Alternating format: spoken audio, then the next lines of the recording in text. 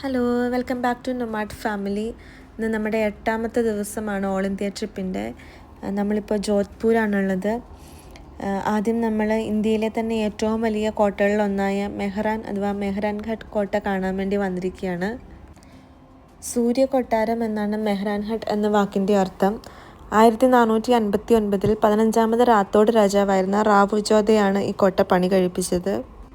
നമ്മളതിൻ്റെ ഉള്ളിലേക്ക് കയറി കഴിയുമ്പോൾ അവിടെ സെക്യൂരിറ്റി ചെക്കിങ്ങും ടിക്കറ്റ് കൗണ്ടറും ഉണ്ട്. ഒരാൾക്ക് 500 രൂപയാണ് ടിക്കറ്റ് പ്രൈസ്. ഇതിൻ്റെ ഉള്ളിൽ അതിവിശാലമായ കൊത്തുപണികളുള്ള വലിയ വലിയ മുറ്റങ്ങളുള്ള നിരവധി കൊട്ടാരങ്ങളുണ്ട്. ഇതിൻ്റെ ഉള്ളിലുള്ള കൊട്ടാരങ്ങൾക്ക് ഓരോ പേരുമുണ്ട്. പ്രത്യേകിച്ച് മോത്തി മഹൽ മുത്തു കൊട്ടാരം എന്ന് പറയുന്നു, ഫൂൽ മഹൽ പുഷ്പ കൊട്ടാരം, കണ്ണാടികളുടെ ഹാൾ എന്നുള്ള ശീഷ് മഹൽ, അങ്ങനെ പല പേരിലും പല കൊട്ടാരങ്ങളും ഈ മതിലിനുള്ളിലുണ്ട്. ഈ കോട്ടയിൽ ഇപ്പോൾ ആരും താമസിക്കുന്നില്ല, പക്ഷെ അതിപ്പോഴും ജോധ്പൂരിലെ മഹാരാജാവിൻ്റേതാണ്. ഇവിടെ ഇപ്പോഴും മുഗൾ കലാസൃഷ്ടികൾ, നാടോടി സംഗീത ഉപകരണങ്ങൾ, തുണിത്തരങ്ങൾ, പെയിൻറ്റിങ്ങുകൾ, ഫർണിച്ചറുകൾ, വസ്ത്രങ്ങൾ എന്നിവയെല്ലാം പ്രദർശിപ്പിക്കുന്ന ഗ്യാലറികളുണ്ട് ഇവിടെ.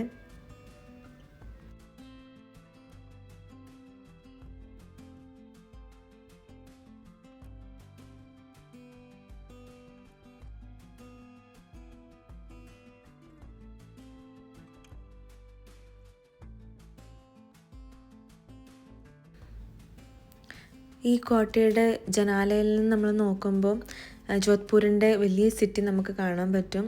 ജോധ്പൂർ ബ്ലൂ സിറ്റി എന്നാണ് അറിയപ്പെടുന്നത്. നമ്മളിപ്പോൾ തന്നെ ഈ ജനലിൽ കൂടെ നോക്കുമ്പോൾ നമുക്ക് നീല കളറിലാണ് ഓരോ ബിൽഡിങ്ങുകളും കാണാൻ പറ്റുന്നത്. അതുകൊണ്ടാണിത് ബ്ലൂ സിറ്റി എന്നറിയപ്പെടുന്നത്.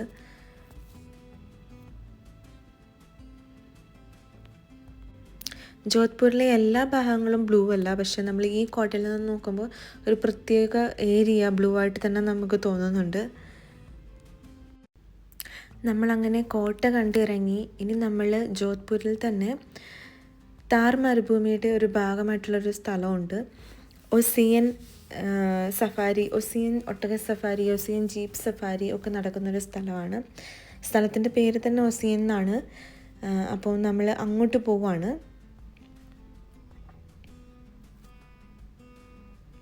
നമ്മളവിടെ ചെന്ന് കഴിഞ്ഞപ്പോൾ തന്നെ ആദ്യം നമ്മൾ ഒസിയൻ ജീപ്പ് സഫാരി ചെയ്തു. അത് കഴിഞ്ഞ് നമ്മളെ അവർ ഒട്ടകമുള്ളൊരു സ്ഥലത്തേക്ക് ആ ജീപ്പിനെ തന്നെ കൊണ്ടുവന്നു. നമ്മളവിടെ വന്നപ്പോൾ 2 പിള്ളേരുണ്ടായിരുന്നു, ചെറിയ 2 പിള്ളേർ. അവർ നമ്മുടെ കയ്യിൽ നിന്ന് പെട്ടെന്ന് ഫോണൊക്കെ മേടിച്ച് നമ്മൾ ഓരോരോ പോസൊക്കെ പറഞ്ഞ് അവർ തന്നെ നമുക്ക് കുറേ ഫോട്ടോസ് എടുത്ത് തന്നു അവിടെ വെച്ച്.